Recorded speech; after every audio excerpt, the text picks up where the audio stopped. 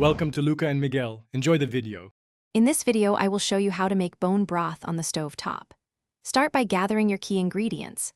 You'll need about 2 to 3 pounds of bones, such as beef marrow or chicken carcasses, along with some aromatic vegetables like carrots, celery, and onions. Don't forget a splash of apple cider vinegar, which helps extract minerals from the bones. A large stock pot, ideally an 8-quart size or larger, will be perfect for simmering your delicious broth. For a richer, deeper flavor, roast your bones in the oven at 400 degrees Fahrenheit for about 30 minutes. Once roasted, transfer them to your large stock pot along with your chopped vegetables.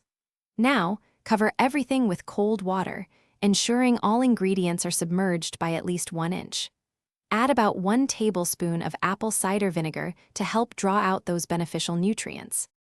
Once your pot comes to a gentle simmer, immediately reduce the heat to its lowest setting. This slow, steady heat is crucial for extracting all the goodness.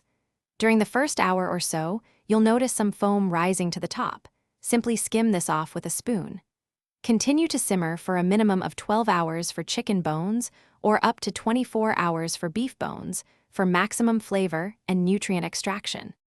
After the long simmer, it's time to strain your beautiful bone broth. Carefully pour the entire contents of the pot through a fine mesh sieve or a cheesecloth-lined colander into a clean bowl. Discard all the spent bones and vegetables. Allow the broth to cool completely before transferring it to airtight containers. You can store it in the refrigerator for up to 5 days or freeze it for several months. Thanks for watching and please subscribe. It's the best investment you'll ever make.